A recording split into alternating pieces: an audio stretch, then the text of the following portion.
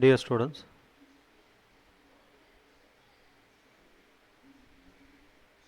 இந்த கிளாஸில் நம்ம Markov process part 2 already part 1 பார்த்துருக்கோம். மார்கோ ப்ராசஸ்னா என்ன அப்படின்னு சொல்லிட்டு ஒரு இன்ட்ரொடக்ஷன் பார்த்தோம். ஸோ பார்ட் 1ல் என்ன பார்த்தோம்?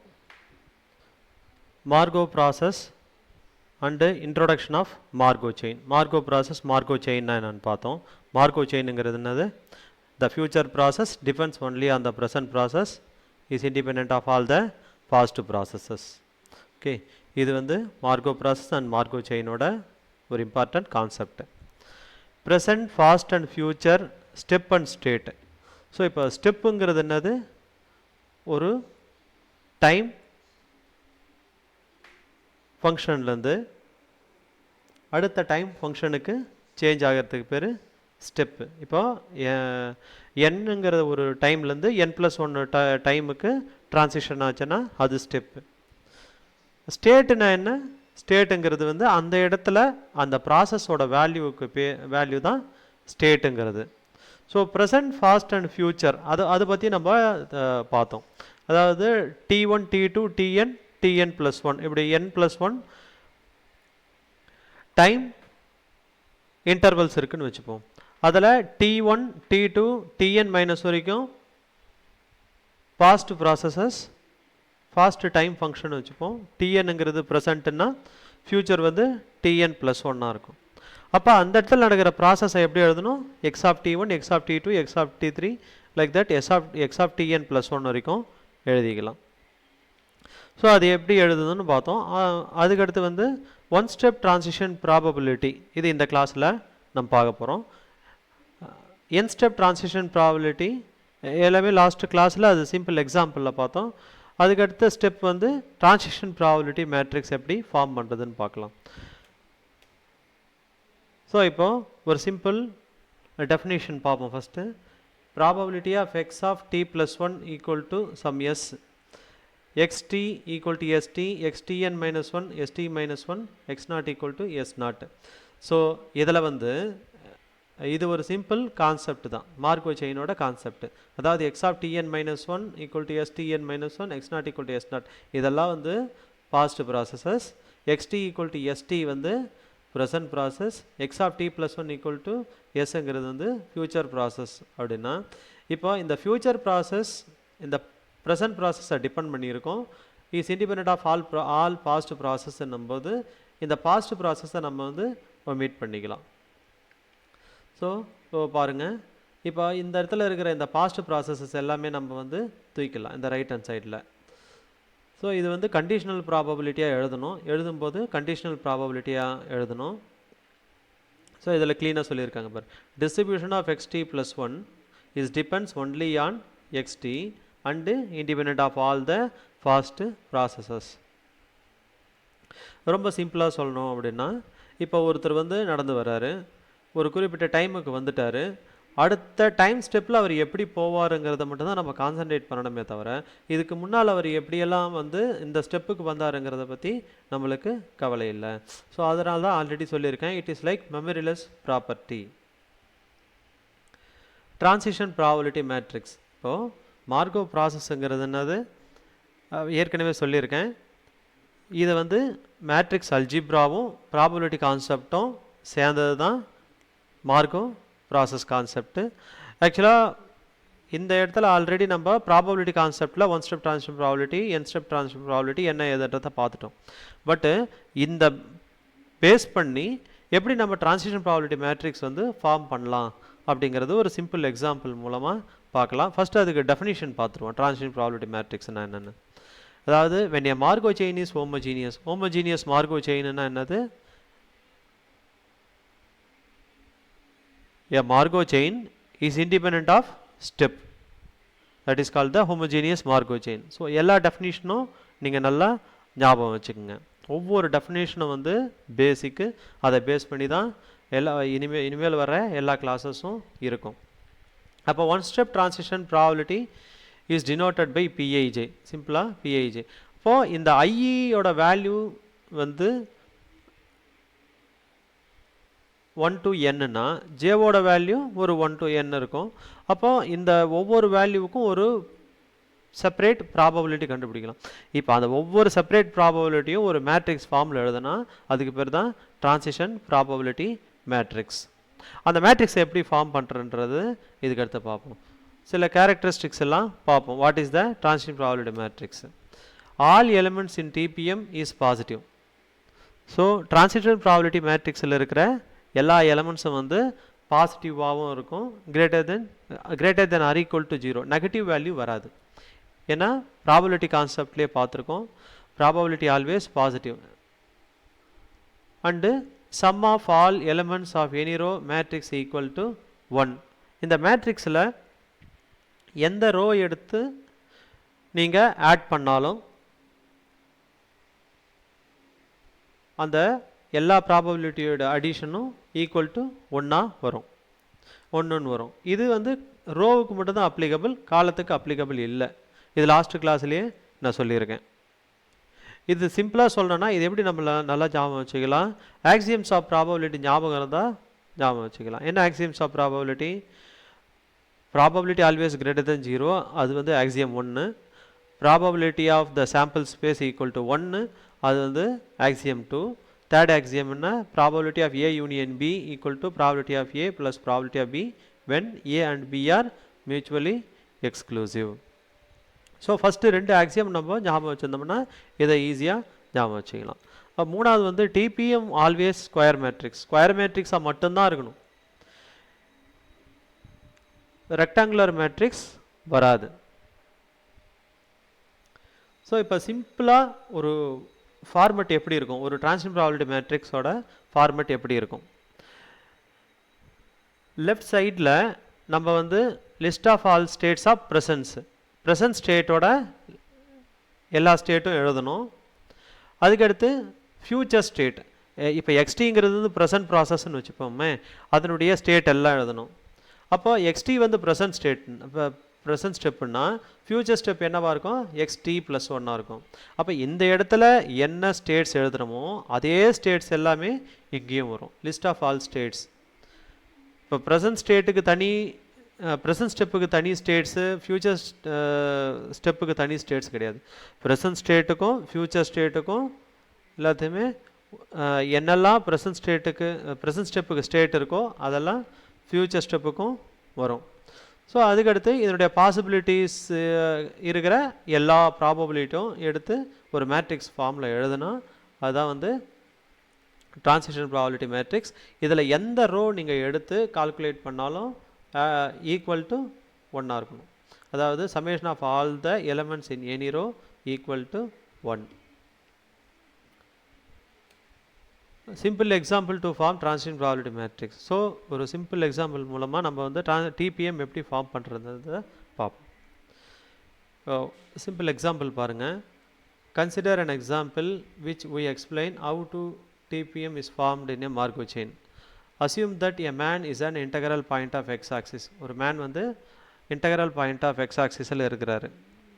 அவர் வந்து 0லேருந்து 3 வரைக்கும் மூவ் பண்ணுவார். 0லேருந்து 3 வரைக்கும் மூவ் பண்ணுவார். அவர் வந்து யூனிட் ஸ்டெப் மட்டும்தான் எடுப்பார். அதாவது ஒரே ஒரு ஸ்டெப் தான் எடுப்பார். ஒரே டைமில் 2 ஸ்டெப் மூவ் பண்ணவே மாட்டார். இப்போ ப்ராபபிலிட்டிஸ் என்னன்னு பார்ப்போம். he takes a unit step either to the right. So right side அவர் போகணும் அப்படின்னா அதுக்கு ப்ராபபிலிட்டி என்ன? 0.7 இருக்கும். லெஃப்ட் சைடு அவர் மூவ் பண்ணணும்னா ப்ராபபிலிட்டி 0.3 இருக்கும். unless he is at the origin.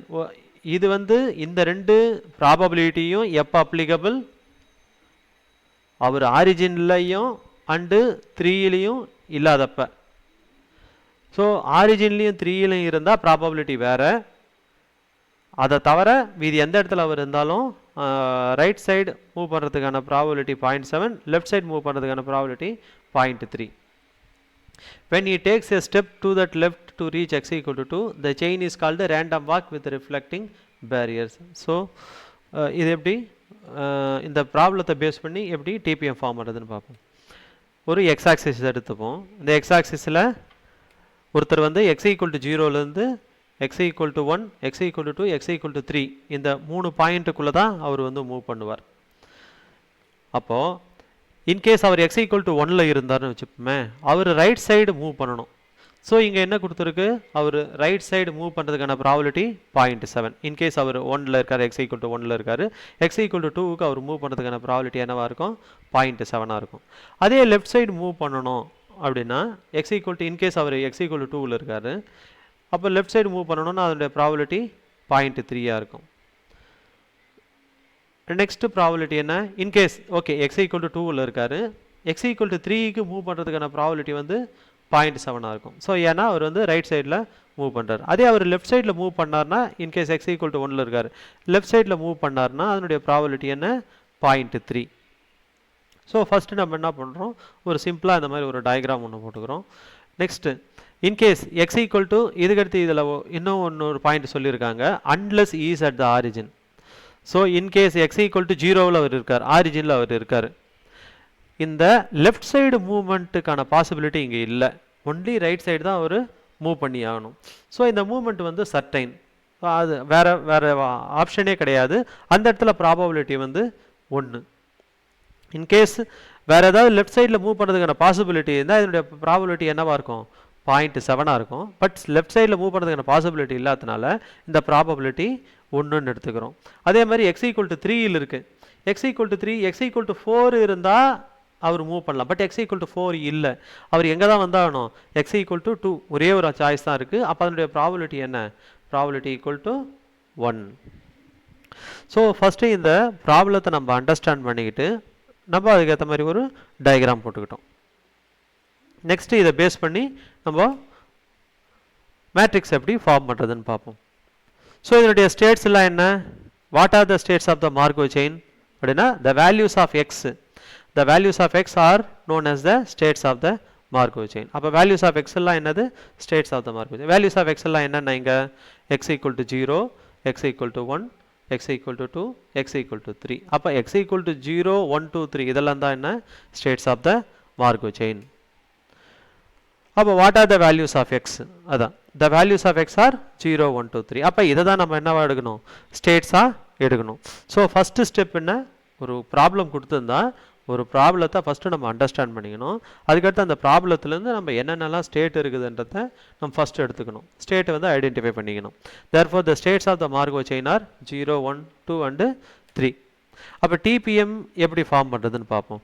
முதல்ல என்ன, ஏற்கனவே ஒரு ஸ்கெல்டன் கொடுத்துருந்தோம் உங்களுக்கு, ஒரு ஜென்ரல் ஃபார்மெட்டு.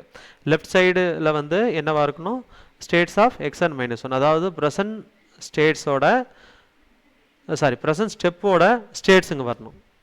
என்னெல்லாம் ஸ்டேட்ஸு, 0, 1, 2, 3 எல்லாம் ஸ்டேட்ஸ். அதே மாதிரி ஃபியூச்சர் ஸ்டெப்பு, இப்போ xn, இது வந்து xnன்னு எழுதுனா இங்கே xn + 1ன்னு எழுதணும், இங்கே xn - 1ன்னு எழுதுனா xnன்னு எழுதணும். இது வந்து நொட்டேஷன் தான். இது நம்ம வந்து xn - 1 xn தான் எழுதணும் கிடையாது. இன்கேஸ் இங்கே xnன்னு எழுதுனா இங்கே xn + 1ன்னு எழுதலாம். ஓகே, ஸோ இப்போ ஸ்டேட்ஸ் ஆஃப் xn, இங்கெல்லாம் இங்கே எத்தனை ஸ்டேட்ஸ் இருக்கோ அதே ஸ்டேட்ஸ் தான் ஃபியூச்சர் ஸ்டெப்புக்கும் வரணும். 0, 1, 2, 3. இப்போ நெக்ஸ்ட்டு வந்து இது மேட்ரிக்ஸ் எப்படி ஃபார்ம் பண்ணுறதுன்னு பார்ப்போம். இன்கேஸ் முதல்ல இந்த பர்சன் வந்து 1ல் இருக்காருன்னு வச்சுப்போம், ப்ரெசண்ட்டாக அவர் வந்து 1ல் இருக்கார், அவர் எங்கே மூவ் பண்ணுவார், 2க்கு மூவ் பண்ணுவார். 2க்கு மூவ் பண்ணுறதுக்கான ப்ராபபிலிட்டி என்ன, 0.7. ஸோ இன்கேஸ் அவர் 0வில் இருக்கார், 0விலேருந்து 0க்கு போகிறதுக்கு நோ மூவ்மெண்ட்டு, 0விலேருந்து 0க்கு போகிறதுக்கு நோ மூவ்மெண்ட். நோ மூவ்மெண்ட்னா அதனுடைய வேல்யூ வந்து 0. இன்கேஸ் 0 to 2, ஸோ 0 to 2க்கு அவர் மூவ் பண்ணுறாரா, இல்லை. அப்படின்னும்போது அதனுடைய ப்ராபபிலிட்டி என்ன, 0. ஸோ ஏன்னா அவர் வந்து சிங்கிள் ஸ்டெப் மட்டும்தான் எடுத்து வைக்கிறாரு, 2 or 3 ஸ்டெப்பு எடுத்து வைக்கிறதில்ல. அதனால் 0விலேருந்து அவர் 2க்கும் மூவ் பண்ணுறதில்ல, 0விலேருந்து அவர் 3க்கும் மூவ் பண்ண போகிறதில்ல.